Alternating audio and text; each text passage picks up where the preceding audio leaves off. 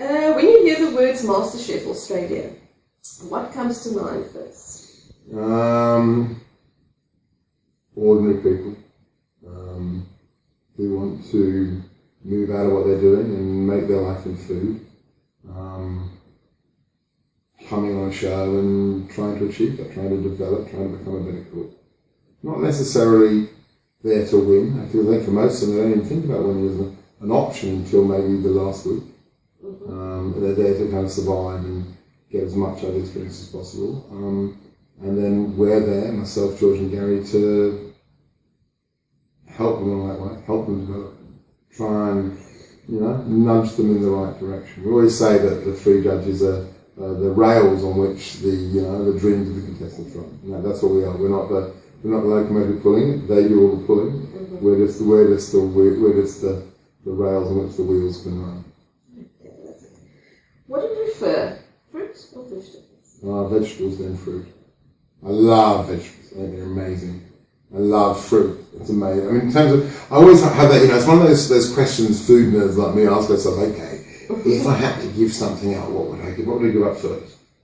And how, would it probably be, first would be red meat, then it would be white meat, then it would be seafood, then it probably would be pork, like cured meat pork. That's kind of another area, and that's pretty special. Then it would probably be dairy, so cheese, eggs. Then it would be fruit, and finally it would be vegetables. I think there's so much you can do with vegetables, both in terms of texture, freshness. They're so wonderfully varied in their sweetness, in their freshness, in their moisture content, in their colour. And that's why the new book's got so many salads in. And they're not necessarily, there's some simple salads. Just tomatoes and shallots and a simple dressing, a simple kind of lettuce salad with just a great clean dressing, but all the way kind of uber salads of ancient grains and nasturtium leaves and smoked mayonnaise and a little bit of maple syrup maybe for sweetness and lots of crunch and crispness and texture. And salads are vastly underestimated. I love a bit of meat, I love a bit of protein, but I find myself increasingly at home, using protein as almost like a seasoning rather than the main event itself. Okay. The last question to you. Yes. Gary and George have done a book together. Mm-hmm. Is there any chef in the world that you would like to do a cook? Wow. Okay.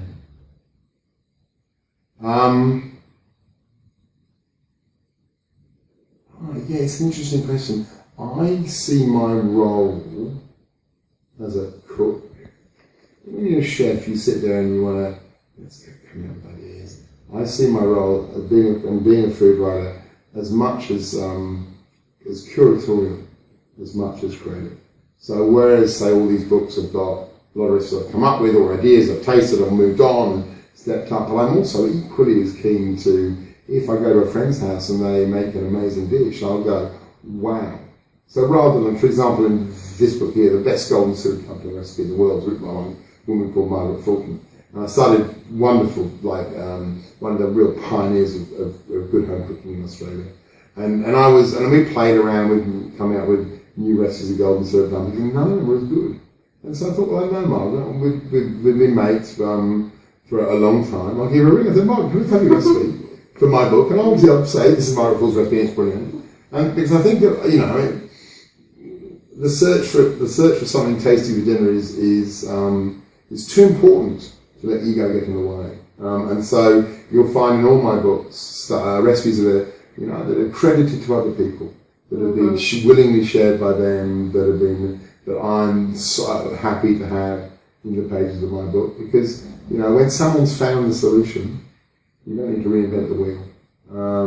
So I would say that probably, when you pick up any of my books, that these are not Matt Preston books. This is Matt Preston and, this one, Lila Hatfield from Yum Restaurant, Tina Lee from Dainty Restaurant in Melbourne, Marnie Rowe, who helps in developing a lot of the recipes and also has some of her own recipes, and you'll see Marnie's name through all three books. Kate Prince Rose, my cake whisperer. But I'll say to Kate, here's my chocolate mousse recipe. And she'll go, it's good.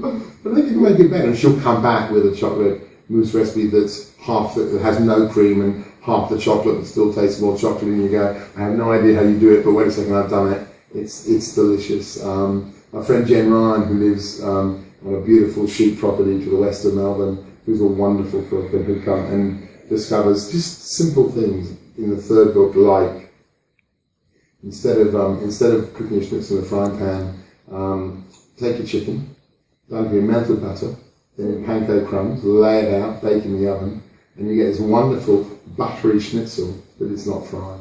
It's so super simple to do. You don't need a big pan with lots of oil.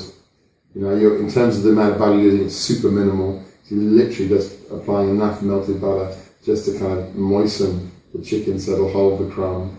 It's like, that's genius. How genius is that? There'll be stuff and recipes that I've found on the internet have been sent to me by Masterchef viewers, or by in one case there was an instant bread recipe I got from a South African woman in Perth that I did on Master, which is in book 3 cookbook, that I did on Masterchef on Masterclass. That and Masterclass been seen in London by a guy called Matt Follis, who won Masterchef in the UK, and so he then said, if you like the bread recipe, you need to also now look at this instant mayonnaise recipe, which then appears in the 3rd cookbook, and it's a way of making mayonnaise without the normal mayonnaise you make, the bowl on your arm with the egg yolk in it, and you whisk it up with a bit of lemon juice and a little bit of, say, mustard and some salt, and you keep going like that. Then the recipe says, now slowly drizzle in your olive oil, and you go, but I don't have a third hand, what am I going to do? So this is a mayonnaise. You put everything in a stick blender cup, and you stick blend it, and you make instant mayonnaise, and it's an amazing technique. And when you master that, suddenly mayonnaise is something you can make whenever you need it. And you don't need to buy it. You don't need to. I'm a big believer if you make something yourself, you know what's going there. Doesn't matter if it's jam or yogurt or your own salamis. In this case, mayonnaise. You're not going to make mayonnaise every day because it's super rich and super fatty. But gee, a smoked mayonnaise. So I think in terms of, is there anyone I'd like to write a cookbook with? I'm already writing my cookbooks with an amazing roster of home cooks and Masterchef fans and friends. And so probably there need to be about 30 names in the front of that book. Okay. But you know what they say, one head is, 30 heads are better than one, especially when those heads are all brighter than mine. Wonderful. Matt, I just want to wish you a wonderful stay in South Africa. Thank you very much indeed. And thanks so much for the interview. Absolute pleasure. Okay, thank you.